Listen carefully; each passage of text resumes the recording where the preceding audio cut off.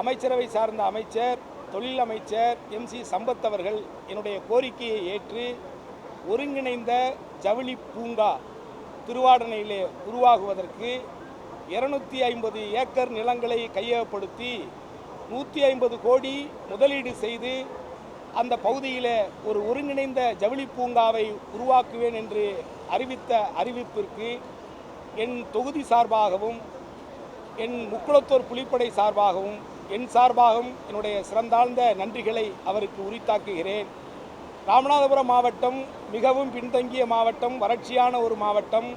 கடந்த 140 ஆண்டுகளாக இல்லாத ஒரு வறட்சி நிலவிக் கொண்டிருக்கக்கூடிய இந்த தருணத்தில் அந்த பகுதியில் இருக்கக்கூடிய மக்கள் அனைவரும், குறிப்பாக இளைஞர்கள் எல்லாம் வெளிநாடுகளிலே சென்று வேலைவை செய்து கொண்டிருக்கக்கூடிய இந்த தருணத்தில் அவர்களுடைய உள்ளுணர்வுகளை புரிந்து கொண்டு அந்த தொகுதியினுடைய மேம்பாட்டிற்காக மக்களுடைய நலனை கருத்திலே கொண்டு அமைச்சர் அவர்கள் இந்த 250 ஏக்கர் நிலத்திலே 150 கோடி முதலீடு செய்து ஒரு ஒருங்கிணைந்த ஜவுளி பூங்காவை உருவாக்கி அந்த பகுதியில் இருக்கக்கூடிய அனைத்து தரப்பட்ட மக்களுடைய வேலை வாய்ப்புகளையும் இளைஞர்களுடைய எதிர்காலத்தையும் ஒரு நம்பிக்கைக்குரிய ஒரு வழியிலே உருவாக்கியமைக்காக என் நெஞ்சார்ந்த நன்றிகளை தெரிவித்துக் கொள்கிறேன். நன்றி.